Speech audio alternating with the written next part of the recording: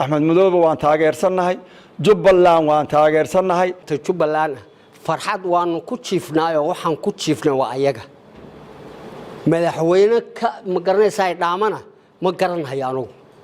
جبلان نك كهري مع ذو الديدة أنا قد مسألة هذا أنا كم شقينين دان تانا كم شقينين نبتجري أنا كم شقينين جبلان نك ما تلقوا أنا وأحمد مدوب كلية مركب وعن كهلا يا وطنك الصومالية جبلان هرتنين كومالا أما أبسماء أو ديدن أو خلافسن أو قلين مجرى هرتا لكن واحد وقتان dadku hadduu dad fara badan yahay koomada waa dad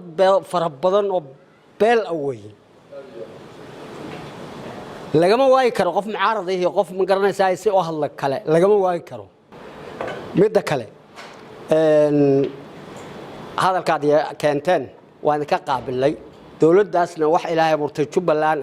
farxad waan ku jiifnaayo waxaan ku jiifnaa waa ayaga madaxweyne ka ma garanaysaa dhaamana ما قرن هيانو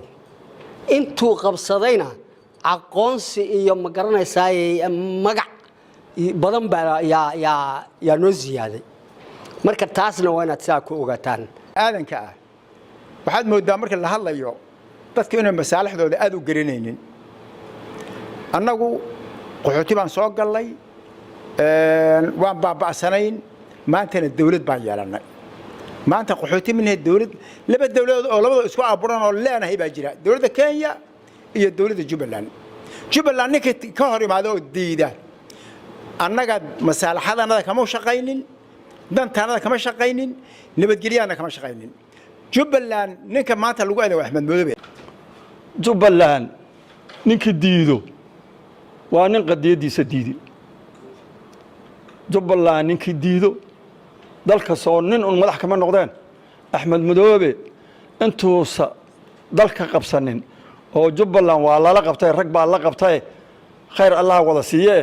intuu Axmed Mudoobe oo qabanin waxaan ahay nin walba og ilka dheere luga dheere af dheere kuwan maxay yihiin baan Allah maanta waxna lama arteen ilka dheere iyo af dheere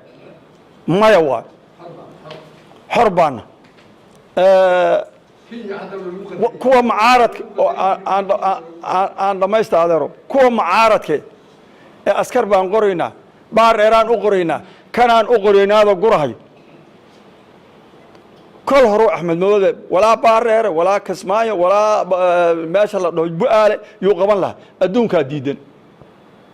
wuxuu adduunka diidan yahay oo adduunka diidan yahay annaka maxoog buu ninka ku mari karaa maya waayo arinta waxaan yeelaynaa Axmed Mudoobe waan taageersanahay Jubbaland waan taageersanahay